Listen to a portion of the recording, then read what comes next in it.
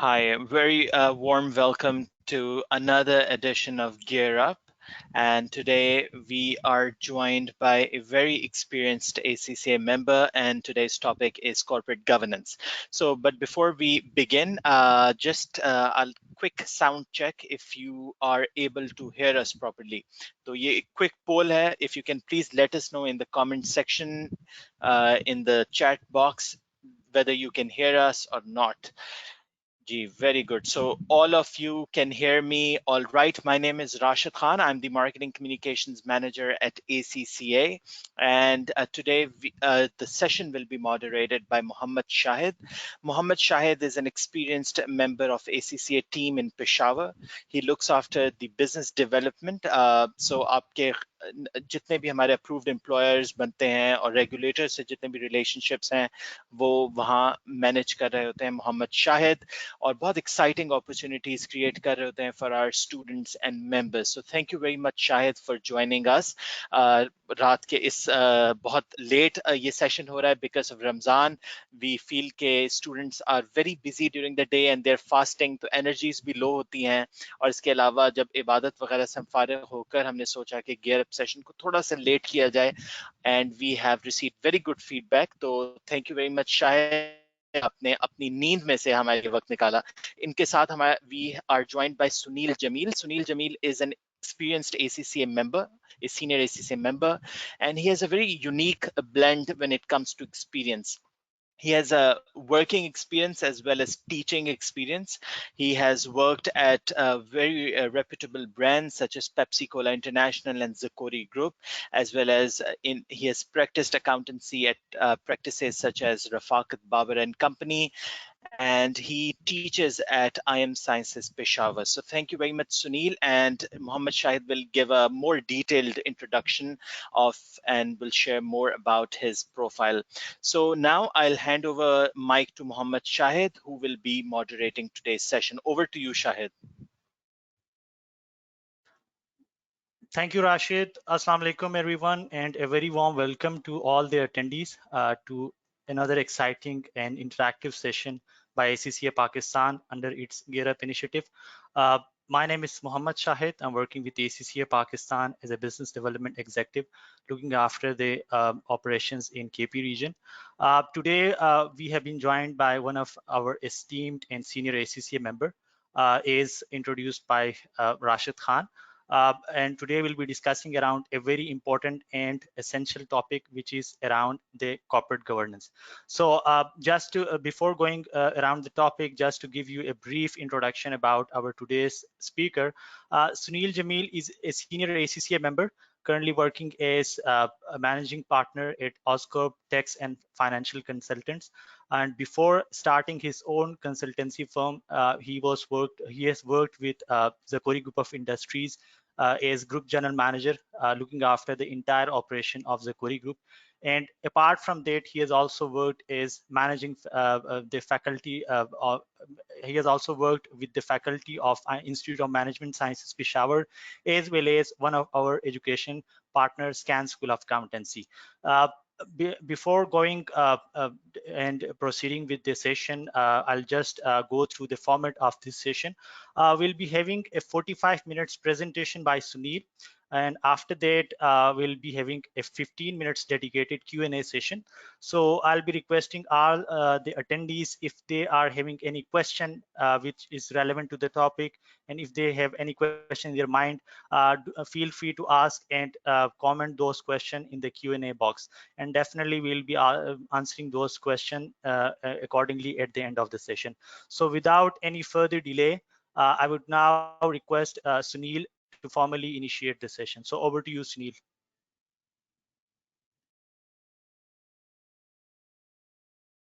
Thank you so much, Shahid, for such a warm welcome. I really appreciate it, and thank you, ACC, for giving me another opportunity to share what I have learned through my experience, the knowledge I have gained, everything. Thank you so much, ACC, and Shahid, and ACC marketing team. So discuss करते हैं आज का topic जो कि corporate governance पर है. अब corporate governance के बारे में थोड़ा सा डिस्कशन हम करते हैं कि what is corporate governance, how it is important in our organization.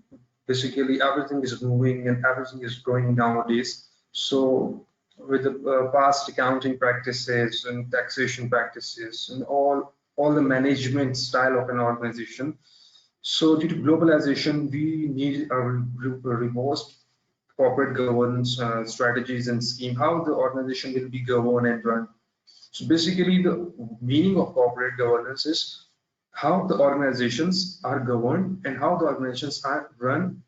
Both have some internal factors and external factors. How the management, the shareholders, the stakeholders, everyone lies on with each other. What are the reports are required nowadays in such a dynamic and globalized business environment? So we will just look into the main introduction system, introductory session. Agency theory will discuss stewardship concepts, legal and professional framework around corporate governance and what is corporate governance itself. And there are a few reports back in 1992, Cadbury report. We will discuss Turnbull report briefly, Turnbull report, and combined code of corporate governance. हम ये भी discuss करेंगे किस reason में rule based है, किस reason में principle based है, ऑर्गेनाइजेशन कौन सी फॉलो कर रही है, corporate governance, और फिर जो उसका cultural values में impact है. Obviously you have to take the culture as well, and then you will have to implement the principle or rules of corporate governance, and we will conclude our session. So basically corporate governance की अगर introduction देखें, जितने भी हमारे पास corporate governance की rules and regulation हैं, obviously stakeholders हैं, shareholders हैं, सब मिलकर बेसिकली इन्फ्लुएंस करते हैं. एक भी एक्सटर्नल रेगुलेटरी फ्रेमवर्क को ये इन्फ्लुएंस नहीं कर सकते. बेसिकली अगर हम देखें, कुछ एक्सटर्नल रेगुलेटरी फ्रेमवर्क्स होते हैं जिन पर कंट्रोल मैनेजर्स और डायरेक्टर्स का नहीं होता. बेसिकली आप कैसे इंटरनल एक्सटर्नल रेगुलेटरी फ्रेमवर्क को मॉनिटर करेंगे, उसके लिए कुछ हमारे पास इंटरनल इफेक्टिव इंटरनल कंट्रोल्स होते हैं जो कि हमें कौन बताता है, कॉर्पोरेट गवर्नेंस के रेगुलेशंस बताते हैं. उनकी थ्योरी रिपोर्ट्स उनकी हमें बताती हैं, कैडबरी रिपोर्ट जैसे मैंने थोड़ा सा आपको बताया. ये सब मिलकर हमारे इंटरनल ऑर्गेनाइजेशन के इन्वायरमेंट को स्ट्रॉन्ग करते हैं. अल्टीमेटली हमारी एक्सटर्नल रेगुलेशन स्ट्रॉन्ग होती है. अब हमारे जो ओल्ड स्कूल थॉट्स हैं अब चेंज हो रहे हैं, डायनामिक्स हैं, एक्सपीरियंसेस हैं, एनवायरमेंटल इफेक्ट्स हैं, कॉर्पोरेट सोशल रिस्पॉन्सिबिलिटी है ऑर्गेनाइजेशंस की. तो जो ओल्ड स्कूल तक जी एक्सटर्नल फाइनेंशियल रिपोर्टिंग सिर्फ आपने करनी है, एक मैनेजर को जी एक्सटर्नल फाइनेंशियल रिपोर्ट्स देनी है, उससे काफी हट चुका है. अभी और भी बहुत सारी अपडेशंस हैं, आपको उसको भी देखना पड़ता है, जिसके लिए हमें कॉर्पोरेट गवर्नेंस की बहुत इंपॉर्टेंस सामने आती है. अगर हम देखें, we have to promote a deep rooted corporate governance ideals, stakeholders का एक कल्चर के. Obviously, you have to secure your stakeholders, shareholders as well. Everyone has their responsibility, including stakeholders, management, agents, agency theory we will discuss later. हर किसी की एक corporate, individual और corporate की अपनी कुछ responsibilities होती हैं. We will further discuss the agency theory and agency problems. What are the conflicts between the interest of shareholders and the board of directors? इनके इंटरेस्ट में क्या क्या कॉन्फ्लिक्ट्स होते हैं और उसको कॉर्पोरेट गवर्नेंस के रेगुलेशन रिजीम कैसे हमें उनका हल बताती है कि how to deal with the interest of shareholders and board of directors. Concept of traditional stewardship का ट्रेडिशनल कॉन्सेप्ट क्या है, हमने ये देखने की जी rules of principle based approach क्या है कोड ऑफ कॉर्पोरेट गवर्नेंस की. Or most importantly, the linkage of corporate governance and corporate cultural and cultural values. के आपने एक corporate culture को देखकर corporate governance के rules, regulation, principles को how will implement them, और basically उनका linkage क्या है आपस में. ये सारा हमारा आज जो 45 minutes का मेरा session है, I'll deliver this जो भी questions हैं and we can take them as well. First of all, अगर हम देखें traditional theory, एजेंसी अगर हम देखें, एजेंसी थ्योरी क्या कहती है, मोस्टली ऑर्गेनाइजेशन का जितना भी हमने पढ़ा होता है अपने इसमें थ्योरी में, थ्योरेटिकली बुक्स में भी हमने देखा होता है. अगर हम अकाउंटिंग या फाइनेंशियल मैनेजमेंट की बात करें तो मोस्टली कंपनीज कहती हैं टू मैक्सिमाइज द प्रॉफिट, और ultimately maximisation of the profit will increase the wealth of the shareholders. इसमें wealth of the shareholders को profitability increase, maximisation of this is the traditional objective of a company. अब इस maximisation of the profit में conflict हमारा थोड़ा आता है management का. अब मैनेजमेंट क्या परस्यू करेगी, कि कैसे प्रॉफिट को इंक्रीज करना है, how the wealth dominates depend upon the view of agency theory. अब एक एजेंसी थ्योरी एक एजेंट जो कि शेयर होल्डर में या स्टेक होल्डर में अपॉइंट किया है in the shape of managers and directors, how they see the agency theory. अब इसमें कॉन्फ्लिक्ट ऑफ इंटरेस्ट का हमारा थोड़ा सा पॉइंट आ जाता है। अब एजेंट अपने मफाद को, अपने इंटरेस्ट को देखता है तो प्रॉफिट मैक्सिमाइजेशन नहीं होती, प्रॉफिट मैक्सिमाइजेशन को देखता है तो शेयर होल्डर का मफाद खराब हो रहा होता है, उसकी जो शेयर होल्डिंग है, उसकी जो प्रॉफिट वेल्थ मैक्सिमाइजेशन है वो कॉन्ट्रडिक्ट कर रही होती है। So the question to ask are, who destroyed the responsibility, who's accountable, what particular structure of relationship और जो potential conflict है एक प्रिंसिपल का और एजेंट का। अगर हम देखें कि एजेंट कौन है, जैसे मैंने आपको बताया डायरेक्टर्स और मैनेजमेंट ऑफ द कंपनी, और principal shareholders owner of the company, इन दोनों में एक पोटेंशियल कॉन्फ्लिक्ट आता है। एक कहता है प्रॉफिट मैक्सिमाइजेशन और दूसरा का कॉन्फ्लिक्ट इससे आता है क्या, प्रॉफिट मैक्सिमाइजेशन होगा, मेरे बोनसेस कहाँ गए, मुझे पैसे जो मेरी वेल्थ है इंडिविजुअली डायरेक्टर, अगर उसको बोनसेस सैलरीज अच्छे पैकेजेस चाहिए तो ऑब्वियसली प्रॉफिट कम होगा, प्रॉफिट कम होगा, शेयर होल्डर की वेल्थ मैक्सिमाइज नहीं होगी, तो एक हमारे पास कॉन्फ्लिक्ट ऑफ इंटरेस्ट आ जाता है। अब अगर मैनेजमेंट या एजेंट की जरूरत क्यों पड़ती है, मोस्टली अगर शेयर होल्डर अपनी कंपनी को रन करना चाहे, उसके पास वो एक्सपर्टीज जरूरी नहीं है कि हो, उसके पास जब वो एक्सपर्टीज नहीं होती तो अल्टीमेटली क्या होता है, बिजनेस विल कोलैप्स। सो उससे एक एक्सपीरियंस एजेंट, एक एक्सपीरियंस डायरेक्टर चाहिए होता है to run the operation of the organisation as well. Gray Owens and Adams की एक थ्योरी भी थी जो कि 1996 में उन्होंने की थी, पेश की थी। Extent to which BOT acts in the interest of shareholder is determined by the 7 perspective on corporate social responsibility. अब एक थ्योरी है, ब्रीफ से उसमें बता दूंगा जी। वो थ्योरी हमें ये बताती है कि कुछ मैनेजमेंट स्टाइल ऐसे होते हैं, कुछ बोर्ड ऑफ डायरेक्टर्स या एजेंट होते हैं जो प्रिस्टाइन कैपिटलिस्ट की बेसिस पे काम करते हैं। अब प्रिस्टाइन कैपिटलिस्ट क्या है, जो कि किसी स्टेक होल्डर का मफाद नहीं देखते, वो सिर्फ देखते हैं क्या कि जी शेयर होल्डर वेल्थ मैक्सिमाइजेशन हो। तो ये 7 प्रिंसिपल है। कोई मैनेजमेंट स्टाइल प्रिस्टाइन कैपिटलिस्ट पे करता है, कोई कहते हैं कि रेडिकल होना चाहिए, कोई फैमिलिस्ट बेसिस पे जाता है, कोई डीप इकोलॉजिस्ट पे जाता है। ये 7 कॉन्सेप्ट्स हैं जो कि बोर्ड ऑफ डायरेक्टर्स एक्ट करते हैं to save the interest of a shareholder. तो ये अब चीजें हमें कैसे पता चली कि जी हाँ, with the passage of time corporate governance की, कॉर्पोरेट सोशल रिस्पांसिबिलिटी की इंपॉर्टेंस ज्यादा होती गई। अब ज्यादा क्यों होती गई, आपको पता होगा कि रिसेंटली हमारी सिटी के start of this decade Enron का केस था, वर्ल्ड कॉम का केस था। वो क्या, वो failure mostly weakness of corporate governance की वजह से आए। क्यों, क्योंकि उसमें कॉन्फ्लिक्ट ऑफ इंटरेस्ट होता था। एनरॉन के कोलैप्स होने से पहले अगर उनके फाइनेंशियल्स आप देखें तो उसमें मोस्टली हमें ये बताया गया है कि जी शेयर होल्डर जो मैनेजर्स हैं, एजेंट्स हैं, उनकी अच्छी खासी सैलरीज और बेनिफिट्स उनको मिल रहे थे, और सारी जितना भी बिजनेस था उसमें एक्सपेंस ज्यादा थे, प्रॉफिट्स मैक्सिमाइजेशन का कोई कॉन्सेप्ट नहीं था, wealth of shareholders were declining as well. So ये क्या, वीकनेस इन कॉर्पोरेट गवर्नेंस। तो ये एजेंसी थ्योरी के कुछ कॉन्फ्लिक्ट्स, प्रिंसिपल क्या होता है, एजेंट क्या होता है, और मेन इश्यूज हमारे पास क्या आते हैं।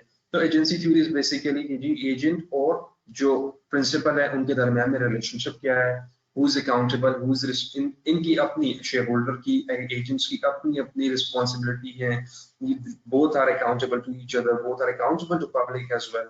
So to save the interest of agent principle and to be accountable in eyes of public as well, corporate governance की जो requirements you need with the passage of time increase होती गई।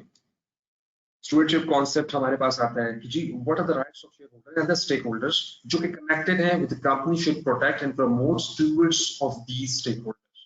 Company ने, agents ने, stewards ने मिलकर जितने भी हमारे शेयर होल्डर्स हैं उनके राइट्स को प्रोटेक्ट करना है। Agents has to be accountable for balancing the conflict of interest of range of stakeholders of a company. अब shareholder is owner of the company. Stakeholders, shareholder is also a stakeholder. Stakeholders में हमारे पास lenders आ गए, shareholders में हमारे पास customers आ गए, stakeholders में हमारे पास customers आ गए, stakeholders में हमारे पास public आ गई, जनरल पब्लिक आ गई।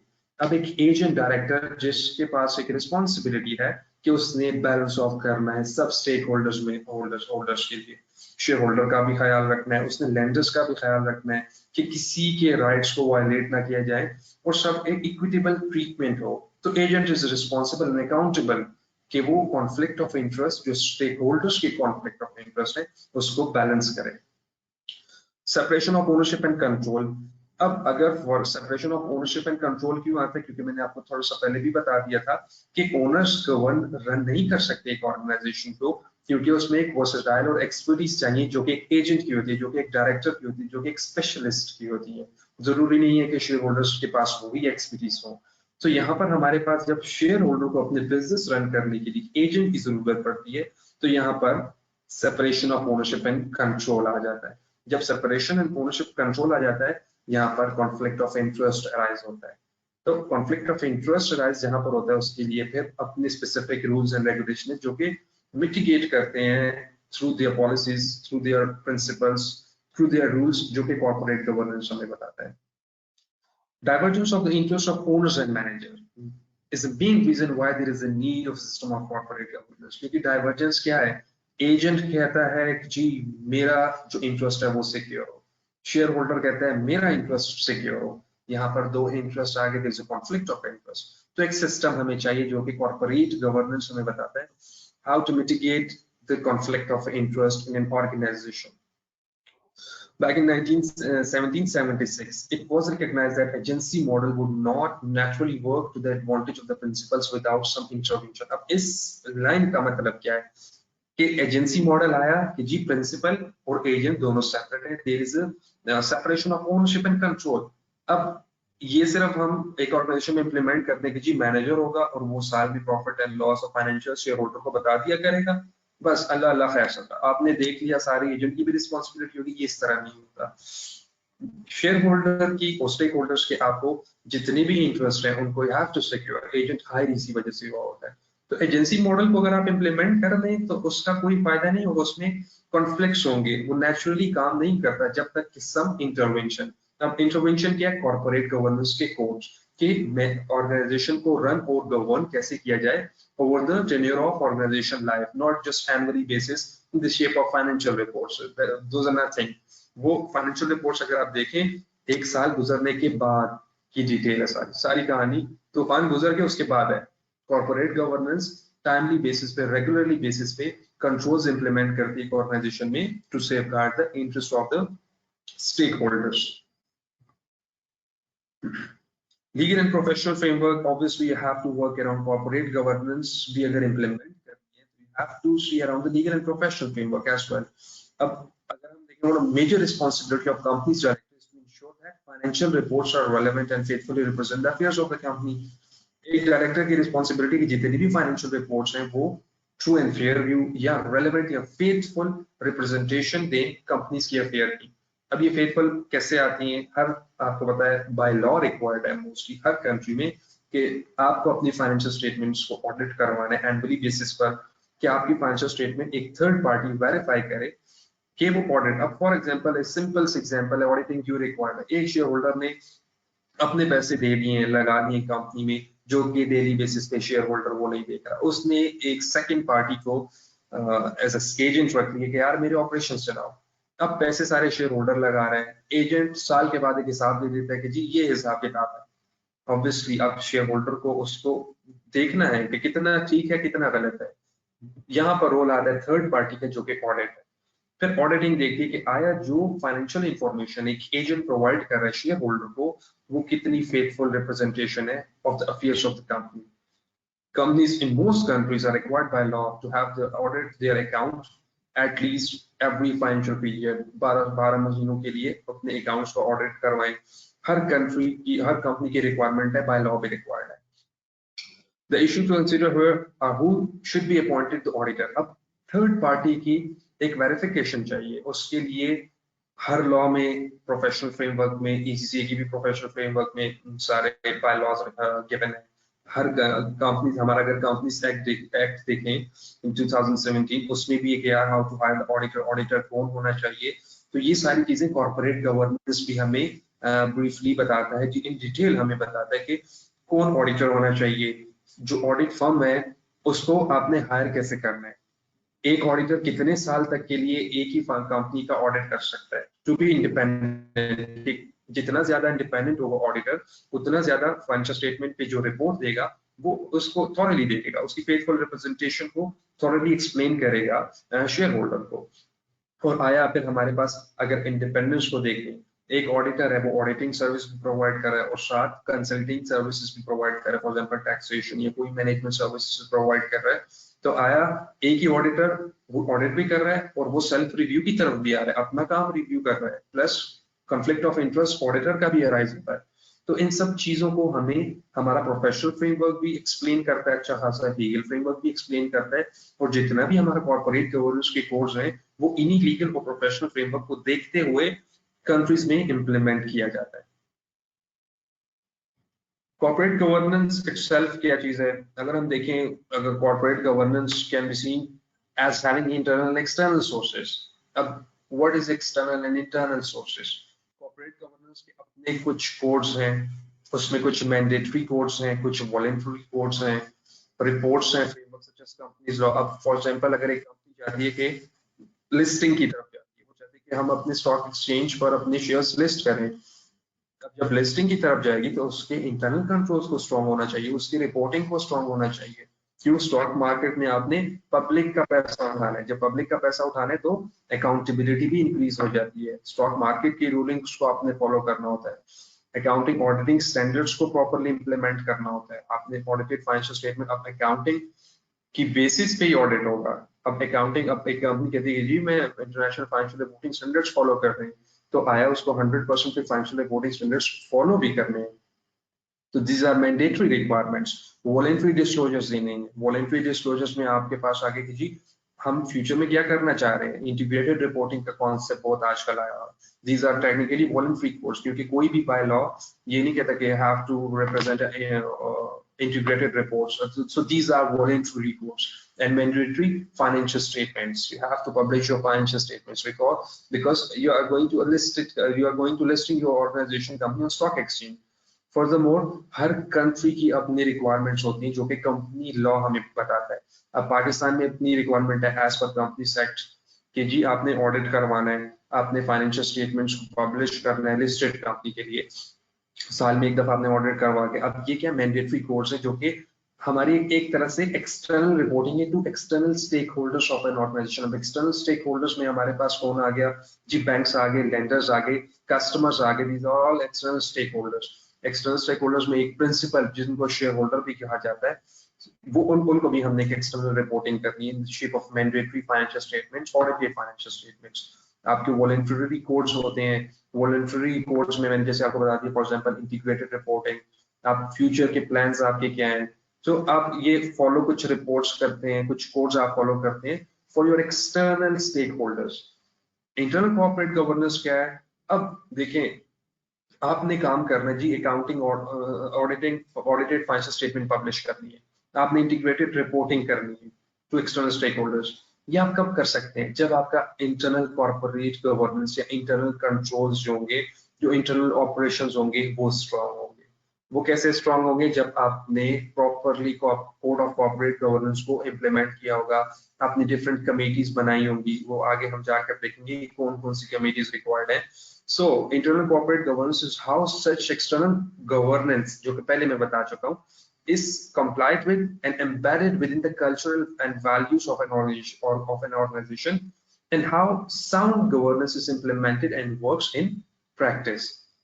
Obviously, जब आपने external reporting करनी है तो back end पे जो आपकी roots हैं within organization, जो कि ये सारी external reporting करेंगी, उनको strong होना चाहिए। तो टेक्निकली हमें कॉर्पोरेट गवर्नेंस कोड्स रिक्वायर्ड होते हैं, उनकी रेगुलेशंस, उनके मैंडेटरी वॉलंटरी कोड्स इंप्लीमेंट हमने करने हैं, both for external reporting and for internal reporting and internal operations as well. अगर हम देखें, effective corporate governance is about promoting the climate of transparency, skepticism and objectivity by creating systems, procedures and internal structures.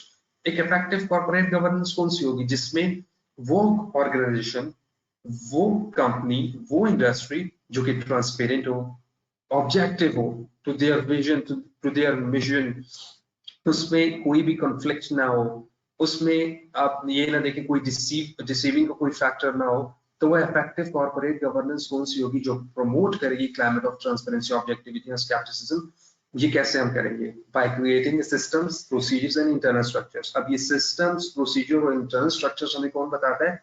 Corporate code of corporate governance. तो हमें बताता है कि जी ये चीजें, ये सिस्टम, ये इंटरनल स्ट्रक्चर्स आप इंप्लीमेंट करेंगे, आपकी automatically external corporate governance, internal corporate governance, those will be effective. And once these are effective, एक ऑर्गेनाइजेशन ट्रांसपेरेंट भी होगी, उसमें प्रॉपर स्टैटिस्टिक्स भी होगा, ऑब्जेक्टिविटी भी उसमें आएगी। ये सारी चीजें थ्रू कॉर्पोरेट गवर्नेंस प्रोसीजर्स और इंटरनल स्ट्रक्चर्स हम इंप्लीमेंट कर सकते हैं। कॉर्पोरेट गवर्नेंस का एक बहुत बहुत बहुत इंपॉर्टेंट क्रूशियल रोल है एक एक्सपेक्टेशन गैप का। एक्सपेक्टेशन गैप क्या? Interest and motivation of agent and those of the principles. हमने जितना भी प्रीवियसली अभी देखा है, हमने इसमें ये देखा है कि जी एक कॉन्फ्लिक्ट ऑफ इंटरेस्ट है, एजेंट का मफाद अलग है, शेयर होल्डर का मफाद अलग है। अब यहाँ पर एक एक्सपेक्टेशन गैप है। एजेंट ये कहता है यार मुझे शॉर्ट टर्म बेनिफिट्स चाहिए, मुझे सैलरीज चाहिए, मुझे बोनसेस चाहिए, अल्टीमेटली प्रॉफिट कम होता है, शेयर होल्डर की जो वेल्थ मैक्सिमाइजेशन का कॉन्सेप्ट है वो डिक्लाइन होता है। So there is an expectation gap. उसको फिल इन कौन करता है, उसको ब्रिज कौन करता है? Corporate code of governance, corporate governance, effective corporate governance उसको ब्रिज इन करता है कि इनका जो एक्सपेक्टेशन गैप है उसको कम से कम किया जाए। जितना एक्सपेक्टेशन गैप कम होगा उतनी कॉर्पोरेट गवर्नेंस की इंप्लीमेंटेशन आपको प्रपोज करनी पड़ेगी और उतनी ही आपकी corporation, industry, company effectively run कर सकेगी।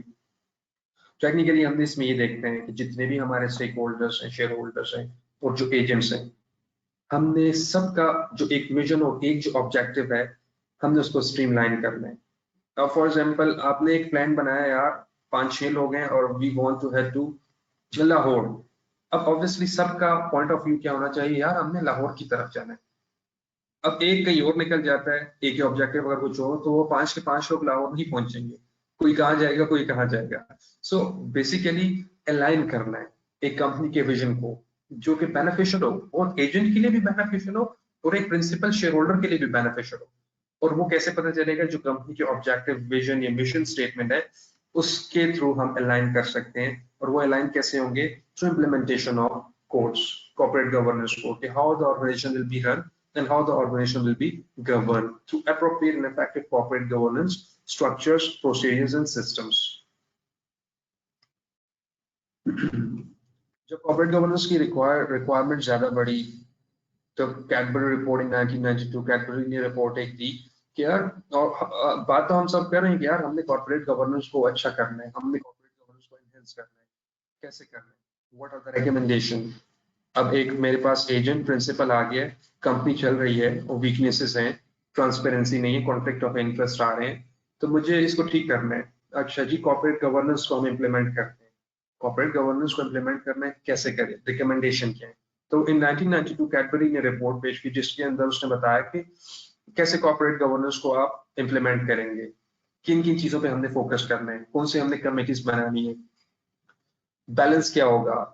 अब मैं थोड़ा सा आपको बता दूं, कुछ एक एग्जीक्यूटिव डायरेक्टर्स होते हैं जो डेली बेसिस पे ऑर्गेनाइजेशन को देख रहे होते हैं, CEO for example, CEO of a company executive director होते हैं, और कुछ नॉन एग्जीक्यूटिव डायरेक्टर्स होते हैं जिनको नेट्स कहा जाता है, जो कि बेस बोर्ड ही डिसाइड करते हैं और शेयर होल्डर के बिहाफ पे कुछ नॉन एग्जीक्यूटिव डायरेक्टर्स को आप बोर्ड का पार्ट बनाते हैं, जो कि अपनी एक ये बहुत ज्यादा एक्सपीरियंस लोग होते हैं, वो स्टाइल उनके एक्सपीरियंस होते हैं, ये डिफरेंट बोर्ड और कंपनीज के भी बोर्ड पैनल पे होते हैं, तो एक वो स्टाइल से एक एक्सपीरियंस आ जाता है। ये नॉन एग्जीक्यूटिव डायरेक्टर्स होते हैं। और एग्जीक्यूटिव डायरेक्टर्स जो कि ऑर्गेनाइजेशन में डेली बेसिस पे उनका कॉन्ट्रैक्ट होता है एज अ परमानेंट एम्प्लॉय का। आप अगर एक एग्जांपल ले लें, वो ऑर्गेनाइजेशन के एक परमानेंट एम्प्लॉयज होते हैं। और non executive directors is basis of contractual भी, आप एक अगर समझने के लिए सिंपल कि कॉन्ट्रैक्चुअल बेसिस पे कुछ एक्सपीरियंस लोगों को बोर्ड का पार्ट बना लेते हैं कि उनकी जो वर्सेटाइल एक्सपीरियंस है वो ऑर्गेनाइजेशन में हम इंप्लीमेंट कर सके और उससे फायदा उठा सके। अब कैडबरी ने क्या कहा कि जी आप एम्फेसिस करें high standards of corporate governance, कैसे इंप्रूवमेंट लाएं अपने फाइनेंशियल रिपोर्टिंग स्ट्रक्चर में।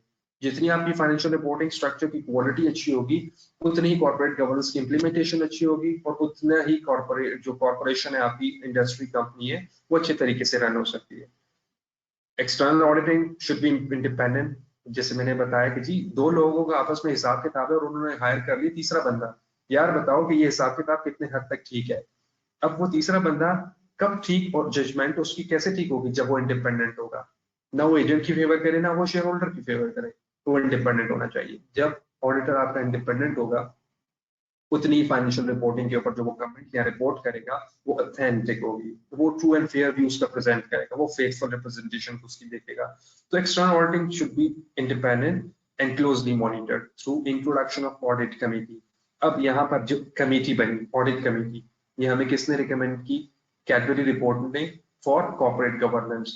तो एक हमारे पास कमेटी बन गई थी ऑडिट कमेटी, जो कि किसी देखेगी ये एक्सटर्नल ऑडिट जो एनुअली हो रहा है वो कितना इंडिपेंडेंट है, उसको क्लोजली मॉनिटर करें, जिसकी बेसिस पर हमारी जो कॉर्पोरेट गवर्नेंस की कोड है उनको इम्प्लीमेंट किया जा रहा है। अब जैसे पहले था एजेंसी थ्योरी में, एजेंट है, शेयर होल्डर है, काम चल रहा है, कोई ऑडिट कमेटी नहीं है, तो कॉर्पोरेट गवर्नेंस हमें रिकमेंड ये करता है कि जी आप ऑडिट कमेटी कंपोज करें, उसमें नॉन एग्जीक्यूटिव डायरेक्टर्स भी और एग्जीक्यूटिव डायरेक्टर्स भी हो। इनकी मशावरत से जो भी एक्सटर्नल ऑडिटिंग जितनी भी हो रही है उसको मॉनिटर करें इंडिपेंडेंटली, और देखें कि जी जो रिपोर्ट देने आया उसके ऊपर इम्प्लीमेंटेशन भी डायरेक्टर्स कर रहे हैं या नहीं कर रहे। फिर उन्होंने कहा कि जी recommendation on procedures to appoint directors, the qualification of the directors, the proportion and independence and effectiveness of non executive directors. कि जी आपने प्रॉपर कमेटी बनानी है जिसमें आप ये देखें कि जी प्रोसीजर क्या होगा एक डायरेक्टर को अपॉइंट करने का, उसकी क्वालिफिकेशन क्या होगी अपॉइंट करने के लिए, उसका रेलेवेंट सेट स्किल सेट उसके पास क्या है कि जो हमारे ऑर्गेनाइजेशन को बेनिफिट देगा, और प्रोपोर्शन की जी कमेटी में कितने नॉन एग्जीक्यूटिव डायरेक्टर्स होने चाहिए, कितने एग्जीक्यूटिव डायरेक्टर्स होने चाहिए, कि कमेटी इटसेल्फ इंडिपेंडेंट हो, कमेटी भी फेवरेटिज्म किसी की ना करे। इसी वजह से नॉन एग्जीक्यूटिव डायरेक्टर्स का भी रोल इंपॉर्टेंट है। तो अब रिकमेंडेशन हमें कैडबरी ने किया कि जी आप अपने डायरेक्टर्स को जब अपॉइंट करते हैं उनको प्रॉपर्ली देखें, आप अपनी जो कमेटीज में लोग रख रहे हैं जिसमें non executive directors executive directors हैं, उनको आप देखें कि जिस पर्पस के लिए कमेटी बना रहे हैं उस पर्पस को हम अचीव भी तो कर सकें। तो इंडिपेंडेंट बोर्ड कमेटीज की हमें जरूरत है। कैडबरी ने और जो हमारी कॉर्पोरेट गवर्नेंस से कोड है उन्होंने कहा कि जी आप अपनी ऑडिट कमेटी सेपरेटली बनाएं, नॉमिनेशन कमेटी बनाएं। नॉमिनेशन कमेटी का काम क्या है? हायरिंग की तरफ आगे जी नॉमिनेट करें कि इस कमेटी में नॉन एग्जीक्यूटिव डायरेक्टर्स की रेलेवेंट सेट स्किल हमें क्या चाहिए, एग्जीक्यूटिव नॉन एग्जीक्यूटिव डायरेक्टर्स की हमें किस कमेटी में कितने लोग रिक्वायर्ड है, उनका रेलेवेंट स्किल सेट क्या है, रिस्क कमेटी हमारी होनी चाहिए। अब रिस्क कमेटी क्या देख रही है जी कंपनी को क्या फ्यूचर में या करंटली हर्डल्स आ रहे हैं, उनको उन रिस्क को कैसे मिटिगेट किया जाए, कंपनी के इंटरनल कंट्रोल्स को कैसे हम बेहतर कर सकें, उसकी प्रॉपरली एक रिस्क कमेटी होनी चाहिए। रेम्यूनरेशन कमेटी, रेम्यूनरेशन डिसाइड की जी रेम्यूनरेशन ऐसी होनी चाहिए कि आपके जो स्टाफ मेंबर्स हैं या आपके जो डायरेक्टर्स हैं वो डिमोटिवेट भी ना हो, और रेम्यूनरेशन ऐसी हो जो कि अलाइन हो शेयर होल्डर के स्टेक के साथ। शेयर होल्डर चाहता है कि जी मुझे long term maximisation of wealth मांगता है, तो हमने रेम्यूनरेशन कमेटी प्रॉपरली बनाई जिसमें एग्जीक्यूटिव नॉन एग्जीक्यूटिव डायरेक्टर्स हो जो कि प्रॉपरली बताएं कि ये रेम्यूनरेशन होनी चाहिए, और उन रेम्यूनरेशन को लिंक किया जाए परफॉर्मेंस की बेसिस पर, और साथ अलाइन करें शेयर होल्डर का जो इंटरेस्ट है उसके साथ अलाइन करना चाहिए। तो ये हमें कैडबरी ने कुछ रिकमेंडेशन की कि आपने कॉर्पोरेट गवर्नेंस को ऐसे इंप्लीमेंट करना है, आप इस तरीके से इसको इंप्लीमेंट करें तो टेक्निकली आपकी जितनी भी गवर्नेंस है कंपनी की वो इफेक्टिव होती जाएगी। फिर टर्नबुल ने 1999 में corporate governance combined corporate governance of codes की तरफ इन्होंने मिलकर एक original combined code of corporate governance बनाए। उसमें एक चीज उन्होंने ऐड कर दी, बाकी सारी चीजें ऐड की जो हमने पहले पढ़ी थी, नॉन एग्जीक्यूटिव डायरेक्टर्स होने चाहिए, एग्जीक्यूटिव होने चाहिए, कमिटीज होनी चाहिए, उसमें एक एडिशन आ गई, with addition to bring emphasis on broader responsibility of safeguarding shareholders interest, कि हम इसमें उसमें डिफाइन कर दिया कि शेयर होल्डर्स के जो इंटरेस्ट है, उनके एसेट्स हैं, उनको भी सेफगार्ड किया जाए, उसके लिए भी प्रोसीजर्स और पॉलिसीज उसमें इंप्लीमेंट कर दी, और पूरा एक combined code of corporate governance 1999 में उन्होंने बना दिया। अब उसकी एक है जी बोर्ड शुड मेंटेन। अब कैसे सेफगार्डिंग ऑफ एसेट क्या है, कंट्रोल्स आपने स्ट्रॉन्ग करने, इंटरनल कंट्रोल्स आपने स्ट्रॉन्ग करने। The company should maintain a sound system of internal control to safeguard shareholder investment, shareholder के इन्वेस्टमेंट को सेफगार्ड करें और कंपनी के एसेट को सेफगार्ड करें। ये टर्नबुल ने और combined code of corporate governance ने एक ये साथ एडिशन कर दी along with different committees of executive and non-executive directors। Corporate governance का कल्चर के साथ भी बहुत ज्यादा लिंक है। Obviously you have to see the culture values को भी आपने इंटीग्रेट करना है इन योर कॉर्पोरेट गवर्नेंस। एक क्लाइमेट एक ऑर्गेनाइजेशन में बनाना है for responsibility, accountability and transparency की ऑर्गेनाइजेशन में एक क्लाइमेट जनरेट हो जाए, हर किसी को पता हो उसकी रिस्पॉन्सिबिलिटी क्या है, एजेंट को भी पता हो, डायरेक्टर्स को भी पता हो, शेयर होल्डर्स को भी पता हो, एम्प्लॉइज को भी पता हो कि उनकी रिस्पॉन्सिबिलिटीज क्या है, उन अकाउंटेबिलिटी किन चीजों के लिए वो अकाउंटेबल है, और सारी ऑर्गेनाइजेशन में through their documentation, through their work, there has to be transparent. Companies should encourage such behavior. अब ये कैसे करेंगे? Transparency, responsibility, accountability कैसे आएगी? By designing an appropriate corporate codes of ethics within organization, supported by cultural values. एक cultural values को implement करके corporate governance of codes को implement किया जाए कि हर किसी को उसकी responsibility, accountability और transparency का clearly idea हो. ये होगा कैसे?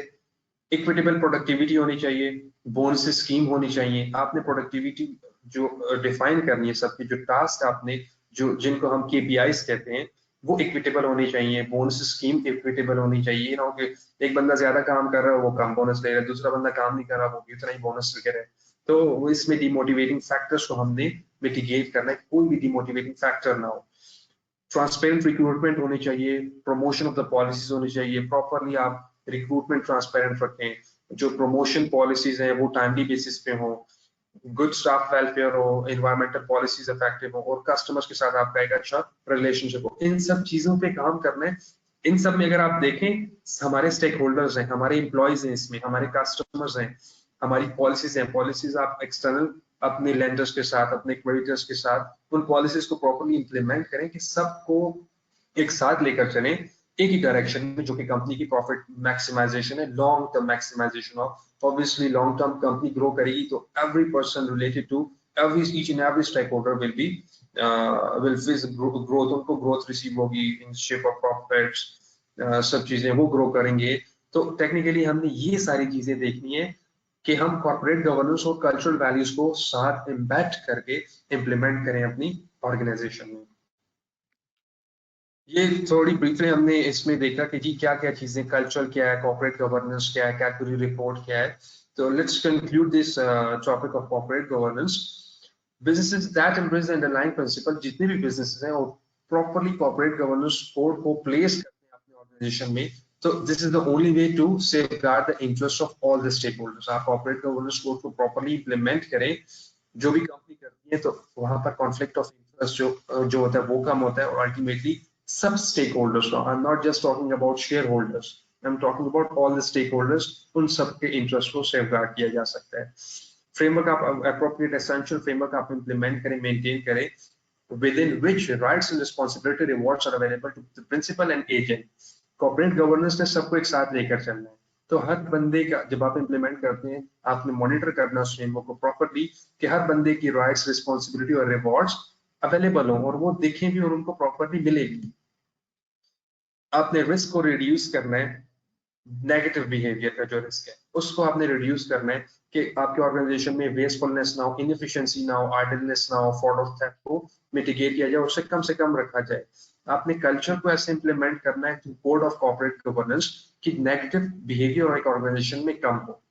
दिस बैलेंस, जो नेगेटिव बिहेवियर्स का बैलेंस है, this balance can be realistically achieved if effective acceptance of corporate social responsibility become part of हर एक बंदे का जो माइंडसेट है उसमें एक कॉर्पोरेशन की सोशल रिस्पॉन्सिबिलिटी एम्बेडेड हो, जितने भी काम हो रहे हैं ऑर्गेनाइजेशन में सब, so that accountability and responsibility to all stakeholders is delivered from inside out. कि हम मोटिवेट हो, एक ऑर्गेनाइजेशन में हर एक employee, directors, executive directors, non executive directors, आपके employees, workers, shareholders, stakeholders, सबके माइंडसेट में एक कॉर्पोरेट सोशल रिस्पॉन्सिबिलिटी का फैक्टर हो, जो कि ऑब्वियसली सभी उससे बेनिफिट लेंगे.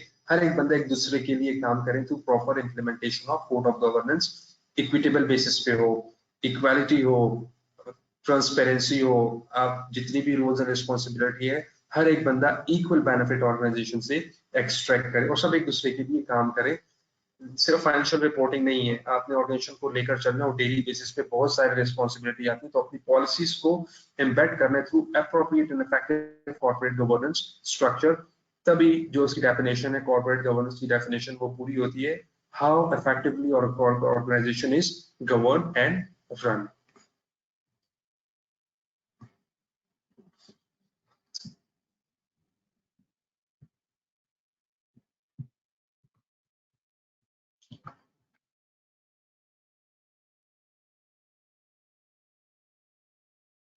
Thank you, Sunil, for a brief presentation around the topic, very comprehensive.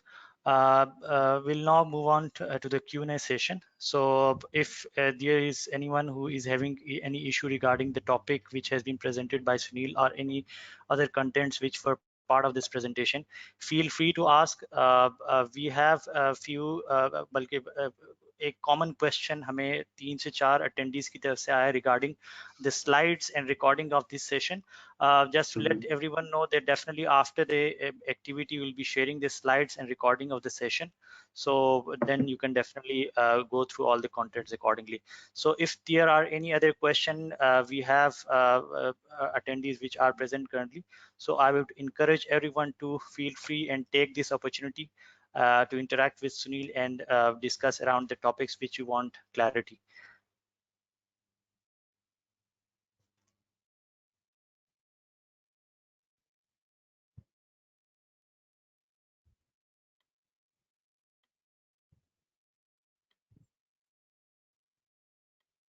Let's wait for a few minutes, 2 to 3 minutes.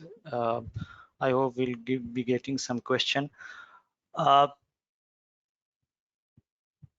Sunil, we have a question from Uneep Sajid, which has mentioned which type of companies mostly follow CG, corporate governance? Mostly companies, अगर हम ये देखें ना, जितनी भी listed companies हैं, आजकल अगर देखा जाए तो बहुत रिपोस्ट कंट्रोल्स आ गए लिस्टिंग के लिए भी. तो लिस्टेड कंपनीज पे कुछ अगर हम देखें यहाँ पर जो कॉर्पोरेट गवर्नेंस है, कुछ रूल बेस्ड होती है, कुछ प्रिंसिपल बेस्ड होती है. इट डिपेंड्स किस ऑर्गेनाइजेशन में या किस कंट्री के रीजन में कंपनी है. अब अगर यूएस की बात करें तो यूएस रूल बेस्ड है, उन्हें फॉलो करना है, they have to follow corporate governance को, उन्होंने फॉलो करना है. अगर हम अनलिस्टेड बात करें यूके की और पाकिस्तान की भी अगर हम बात करें तो यहाँ पर प्रिंसिपल बेस्ड अप्रोच है. प्रिंसिपल बेस्ड अप्रोच में अगर कर रही है एक लिस्टेड कंपनी कर रही है तो उनके ऊपर तो responsibility, they have to implement a corporate governance code, क्योंकि उनकी रिक्वायरमेंट डिफरेंट रिक्वायरमेंट्स होती है. Large number of public stake involve होता है इन द शेप ऑफ आप स्टॉक एक्सचेंज पे शेयर्स ट्रेड करते हैं, तो उसमें रिस्पॉन्सिबिलिटी और रिपोर्टिंग की रिस्पॉन्सिबिलिटीज अच्छी खासी हो जाती है, जो कि हमें सिर्फ सिंपल एक फाइनेंशियल रिपोर्टिंग या फाइनेंशियल अकाउंटिंग रिपोर्टिंग स्टैंडर्ड से पूरी नहीं होती. तो कॉर्पोरेट गवर्नेंस का भी रोल वहां पर फिर आ जाता है, बहुत क्रूशियल होता है. तो आई वुड से कि जो लिस्टेड कंपनीज होती हैं वो मोस्टली हमारे यहाँ पर कॉर्पोरेट गवर्नेंस को फॉलो करती है. Thank you. We have another question from Shahmeen Azhar. The question is how to take maximum marks in corporate governance. So they want some tips around. अच्छा, कॉर्पोरेट गवर्नेंस मैक्सिमम देखें. अब I don't know कि आपका जो exam structure है किस basis पर है, मगर टू बी स्पेसिफिक यार आपसे रिक्वायर क्या किया जा रहा है. और आपको एक टिप यही है कि अपने आप को उस सिनेरियो में डालें कि जो बंदा पूछ रहा है और आप उस ऑर्गेनाइजेशन में बैठे और एज अ मैनेजर हो, आपने फिर देखना है कि जितने भी आपके पास कंटेंट है, अब वो रिम्यूनरेशन कमेटी के बारे में बात कर रहे हैं तो be specific on remuneration committee और लिंकेज बनाएं. देखिए कमेटी का काम क्या है, आपसे अगर एक क्वेश्चन है फॉर एग्जांपल नॉमिनेशन कमेटी का है या रिस्क कमेटी का है या ऑडिट कमेटी का है, अल्टीमेटली सोल पर्पस को आप देखें कि एंड क्या है, to create an effective board structure और स्टेक होल्डर्स के इंटरेस्ट को सेव किया जाए. तो जो भी आप अपने आंसर दे रहे हैं उसमें आप लिंकेज बनाएं कि अल्टीमेटली कॉर्पोरेट गवर्नेंस कोड को हम कैसे प्रॉपरली इंप्लीमेंट कर सकते हैं थ्रू अ नॉमिनेशन कमेटी और through an audit committee.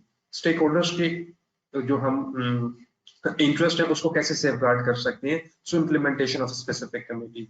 So obviously you would get marks.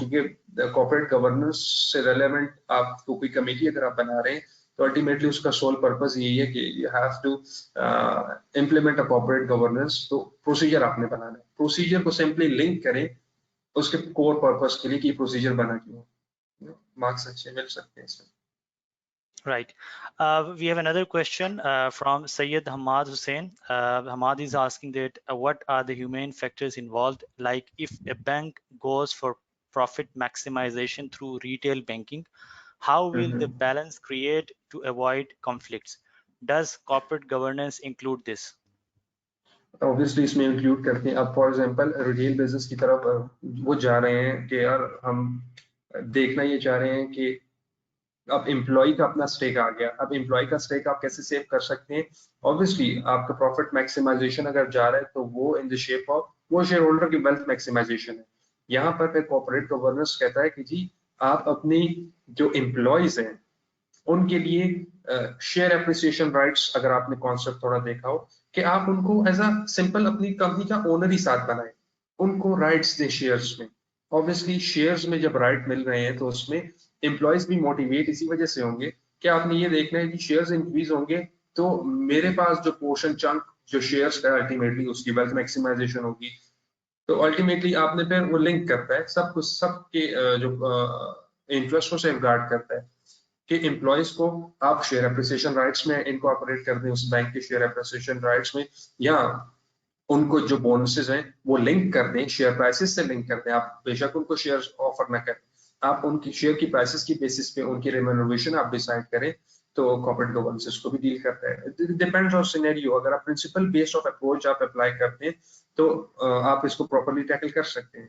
अब पूरा केस हो तो I can explain more further कि जी रिटेल बिजनेस की तरफ वो जा रहे हैं तो क्या क्या रेट्स रखना चाह रहे हैं, उन रेट्स के हिसाब से कितने आपको जनरेशन हो रही है और उसमें कितने एम्प्लॉयज का क्या ख्याल किया जा रहा है। तो उनके लिए फिर आप डिजाइन कर सकते हैं through implementation of corporate governance को। रेम्यूनरेशन कमेटी भी डिसाइड कर सकती है कि कैसे उनको हमने अपने एम्प्लॉयज को इस बिजनेस में इस प्रॉफिट में शेयरिंग कैसे देनी। Right, thank you. We have a question from Amin Lakhani. Amin is mentioning that after retirement of a CEO, can he or she become the NED of same company? Is there any age limit or time? Is there any time limit? Time limit इसमें as तो कोई time limit नहीं है। तो ये जो हमारी nomination committee होती है वो डिसाइड करती है। उसमें अब जो अगर प्रिंसिपल बेस्ड कोर्स आप देखें, प्रिंसिपल बेस्ड में उसमें कि मोस्टली हमारा ये होता है कि जी अराउंड जो कंपनी अगर उसने छोड़ी है तो मिनिमम 3 इयर्स उसका कोई भी लिंक ना हो कंपनी से। After 3 years board can decide कि आया उसको हम as a non executive directors रख सकते हैं या नहीं रख सकते। Right. I'm talking about rule-based approach, principle-based approach, not in rule-based approach. Rule-based में you cannot hire him. Right. We have another question from Muhammad Ali Arshad. Ali Arshad is mentioning that is corporate governance only need to follow by public companies or by private companies also? Private company, public ना company, private वो listing listed companies को देखें, public company उसमें जरूरी नहीं है कि वो जो प्राइवेट लिमिटेड है वो भी आप लिस्टिंग में जाती है। अब जो प्राइवेट लिमिटेड कंपनी है वो भी फॉलो कर सकती है, बाय लॉ रिक्वायर्ड नहीं है। अब मैंने जैसे आपको थोड़ा सा बता दिया, प्रिंसिपल और रूल बेस्ड का थोड़ा बता दिए। जितनी भी आपकी कंपनीज हैं चाहे वो प्राइवेट लिमिटेड हो, फॉर साउंड कॉर्पोरेट गवर्नेंस वो इम्प्लीमेंट कर सकते हैं, मगर बाय लॉ रिक्वायर्ड नहीं है, बाय लॉ रिक्वायर्ड नहीं है। Right. We have another question from Uneeb Sajid. Uneeb has mentioned that generally companies all around the world prefer which type of working environment in today's world. So, and second question from Uneeb is that secondly, as world is transferring towards digitization, do you see any change which will have any effect on corporate governance? Corporate governance में अगर हम effect की आजकल की जो हालात देखें तो हमें जितना नजर आ रहा है, अब देखें एक कॉर्पोरेट तो इटसेल्फ एक एंटिटी है। हमारी जितनी भी इंटरनल कंट्रोल्स हमें थोड़े से स्ट्रॉन्ग करने पड़ेंगे। तो हम अपने कॉर्पोरेट गवर्नेंस में have to include a strong internal control, क्योंकि मोस्टली आप देखें तो आप जितना भी काम कर रहे हैं हमारी वर्ल्ड शिफ्ट भी हो रही है डिजिटलाइजेशन की तरफ। मोस्टली वर्क फ्रॉम होम के कॉन्सेप्ट्स आ गए हैं, आपका एम्प्लॉय आपके सामने नहीं है। तो ऑब्वियसली कॉर्पोरेट गवर्नेंस को भी थोड़ा सब चीजें चेंज हो रही हैं। It's a kind of N evolution. हमने जो कॉर्पोरेट गवर्नेंस है इसमें भी ऑब्वियसली हमें चेंजेस अब रिक्वायर्ड होंगी अगर ये चीज थोड़ी प्रोलॉन्ग गई। ऑब्वियसली अब अगर हम आ रहे हैं इस तरफ तो शिफ्ट हो रही हैं सारी कंपनीज, टेक्नोलॉजिकल एडवांसमेंट्स आ रही हैं। तो जितनी टेक्नोलॉजी इंक्रीज हो रही है हमने अपनी कॉर्पोरेट गवर्नेंस को भी थोड़ा सा मोल्ड करना है सर्कमस्टांसेस देखकर। Right. We have a question from Zubair Ali Chachar. He has mentioned that does its agency problem now exist? Agency problem बहुत कम हो गई है, बहुत कम इन सेंस इस वजह से क्योंकि स्क्रूटिनी बहुत ज्यादा होगी सब चीजों पर। अपार्ट फ्रॉम दिस देखें, एक तो हमारा कॉर्पोरेट गवर्नेंस और एजेंसी कॉन्सेप्ट है। अब एजेंट डायरेक्टर्स हैं, आप अगर देखें हमारी टैक्सेशन में इतनी चेंजेस आई हैं, हमारे कंट्रोल जो रिक्वायरमेंट्स हैं, कंप्लायंस की रिक्वायरमेंट्स बाय लॉ ज्यादा हो गई। कॉर्पोरेट गवर्नेंस में अगर प्रिंसिपल बेस पर जाएं तो कुछ वॉलेंटरी डिस्क्लोजर्स होते हैं। अब वो voluntary disclosures through our law, companies act हमारा चेंज हो गया 2017 में। उसके अलावा जो टैक्सेशन की हमारी चेंजेस इतनी आई है कि हमें सब चीजें कंट्रोल्स को स्ट्रॉन्ग करना है। कॉर्पोरेट गवर्नेंस का काम ये है कि कंट्रोल्स को स्ट्रॉन्ग करे। तो एजेंसी थ्योरी में जो कॉन्फ्लिक्ट्स हैं वो अब कई हद तक कम होते जा रहे हैं। क्यों? क्योंकि हमारी रिक्वायरमेंट्स बाय लॉ ज्यादा हो गई है। Right. Muhammad Usman has asked a question that what are the steps we can take to reduce agency conflict? Steps basically हम ये करेंगे, proper implementation of internal control policies. अब इंटरनल कंट्रोल इटसेल्फ अगर हम कॉर्पोरेट गवर्नेंस को देखें तो internal controls एक वास्ट फर्दर सब्जेक्ट है इसी के अंदर। अब इंटरनल कंट्रोल्स आपने सिर्फ कंट्रोल्स बनाने नहीं है, उनकी इम्प्लीमेंटेशन और उसकी फिर मॉनिटरिंग भी है। और कंट्रोल्स ऐसे डिजाइन किए जाएं कि जिसमें बेनिफिट हो और मोटिवेशन हो। बेनिफिट क्या हो कि एजेंट के ऊपर ये ना हो कि जी हमने आप ये कंट्रोल्स लगा दिए और वो भी इनसिक्योर फील करे, यार ये क्या मुझे निकालने वाले हैं या क्या है, इतने कंट्रोल इन्होंने स्ट्रॉन्ग कर टफ कर दिए। ऑब्वियसली कंट्रोल्स को आपने इम्प्लीमेंट करने हैं, उन कंट्रोल्स को आप अलाइन करें कंपनी के विजन के साथ और प्रॉपर गाइडेंस दी जाए, ट्रेनिंग्स दी जाए अपने स्टाफ मेंबर्स को कि कंट्रोल्स इम्प्लीमेंटेशन से फायदा कैसे कैसे होगा, शॉर्ट टर्म में भी और लॉन्ग टर्म में भी।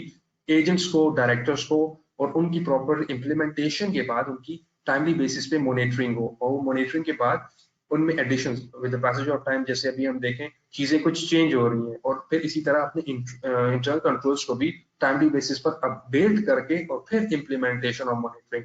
ये कंटिन्यूस एक साइकिल है जिसको हम इम्प्लीमेंट करके एजेंसी थ्योरी की जो एजेंसी की जो कॉन्फ्लिक्ट है उसको हम रिड्यूस कर सकते हैं।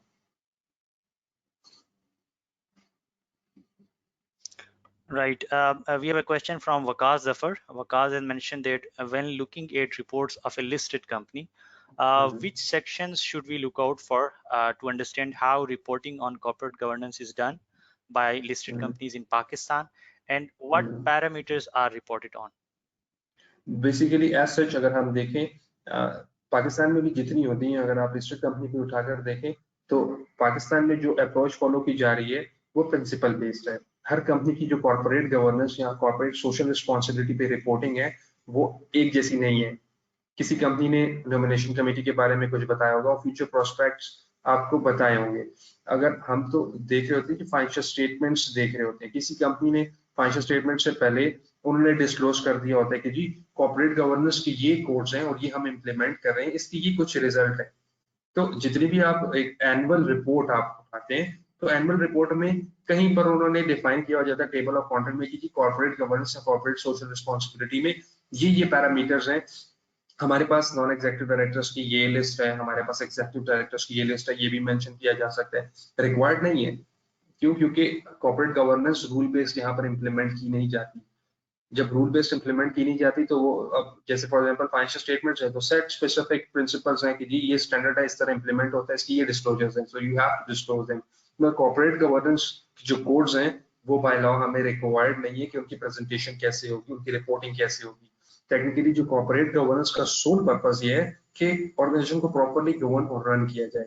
उसके लिए स्टेक होल्डर्स को अपनी एनुअल रिपोर्ट में कुछ स्पेसिफिक आप पैराग्राफ्स ऐड कर सकते हैं, उसमें आप माइलस्टोन आप बता सकते हैं, उसमें आपने जो कंट्रोल्स इंप्लीमेंट थोड़े किए हैं जिनका इम्पैक्ट आपके फाइनेंशियल स्टेटमेंट्स पे भी आया है वो आप डिस्क्लोज कर सकते हैं। Right. Malik Shahab Ali ने mention किया कि for how much time a non-executive director can be appointed repeatedly for the same company? Same company के लिए आप कह रहे हैं कि नॉन एग्जीक्यूटिव डायरेक्टर्स Yes. कि कितनी दफा उनको वो कर। अब देखें बेसिकली होता है कि हाँ डिफरेंट कमेटीज हैं। अगर ऑडिट कमेटी है तो उसमें लिए आप कहिए कि जी 1 ईयर के बाद आप चेंज उसको करेंगे। 1 ईयर के बाद आप चेंज करके उसके बाद ब्रेक देंगे, 3 इयर्स की ब्रेक के बाद वो दोबारा ज्वाइन कर सकते हैं. Right. Okay, so we have the same question which has been asked by Zishan, Amir Ali, and Alina Maria regarding the session contents. Definitely, we'll be sharing the contents later on after the activity. One last question, and after that, we'll be winding up the session, which has been asked by Malik Shahab Ali. Malik Shahab is mentioning that who decide perks and packages of non-executive directors and executive, and if they said Remuneration committee. yes, and it and a question, and if they set each other remuneration, then it would not create a problem. Basically होता ये है कि जो remuneration committee होती है board का decision होता है, बोर्ड का डिसीजन होता है. उस रेम्यूनरेशन कमेटी में अब ऑब्वियसली आपके बोर्ड ऑफ डायरेक्टर्स होते हैं, डिफरेंट बोर्ड ऑफ डायरेक्टर्स होते हैं, और पॉलिसी ऑलरेडी सेट की जाती है. अब पॉलिसी जो इम्प्लीमेंट कर रहे हैं वो ऑब्वियसली डेमोग्राफ्स देखते हैं, उनका एक्सपीरियंस देखते हैं, तो उसमें कॉन्फ्लिक्ट ऑफ इंटरेस्ट ऐसा एज सच आता नहीं है जिसमें कह रहे कि रेम्यूनरेशन कमेटी अपनी सैलरीज भी तो डिसाइड करती है, तो अपनी सैलरीज वो डिसाइड कर रही है मगर based on internal controls policies की. ये पॉलिसी है, हमें ये एग्जीक्यूटिव डायरेक्टर चाहिए, इसका ये एक्सपीरियंस है, और इसका मार्केट कॉम्पिटिटिव पैकेजेस उसको दिए जाएंगे. मार्केट कॉम्पिटिटिव पैकेजेस के लिए प्रॉपर एनालिसिस करके पॉलिसी बनाई जाएगी. तो ऑब्वियसली आपको जो फर्स्ट पार्ट है क्वेश्चन का, जो पैकेजेस हैं वो रेम्यूनरेशन कमेटी डिसाइड करती है. उस रेम्यूनरेशन कमेटी में नॉन एग्जीक्यूटिव डायरेक्टर्स भी होते हैं. नॉन एग्जीक्यूटिव डायरेक्टर्स जो हैं वो सैलरी नहीं लेते, वो कॉन्ट्रैक्चुअल बेसिस पे होते हैं, और वो जो रेम्यूनरेशन कमेटी उसमें नॉन एग्जीक्यूटिव और एग्जीक्यूटिव डायरेक्टर्स मिलकर डिसाइड करते हैं कि बाकियों की क्या पैकेजेस होंगे, और जो इनकी पैकेजेस हैं सबकी थ्रू एप्रोप्रिएट पॉलिसी उनको डिसाइड किया जाता है. Right. Thank you so much, Sunil, for the brief response to all the questions. Thank you all the attendees for attending this insightful session. Thank you, Sunil, for your precious time, and we look forward to engage you in future sessions as well. To all the attendees, if you have any further question around the topic, or if you want to reach out to the member Sunil Jamil regarding this topic and further around it, feel free to reach out to ACCA Pakistan. हमारा जो official email ID जो है customer services pakistan@accaglobal.com. If you have any query around it, the topic, you can feel free and ask it and send us email at this email ID. Apart from that, as I mentioned earlier, that we'll be sharing the session content and recording of this session later after the activity, and looking forward to meet you all in the next upcoming events. One quick suggestion and advice to all the attendees that do check out your emails regularly, because we are having lots of exciting and interactive activities which are going on, and you will be definitely receiving emails from ACCA. So looking forward to see you all in the next upcoming session, and बाकी सारे अपना ख्याल रखें. सुनील, आप भी अपना ख्याल रखें, and looking forward to meet you all. Thank you so much, and Allah Hafiz.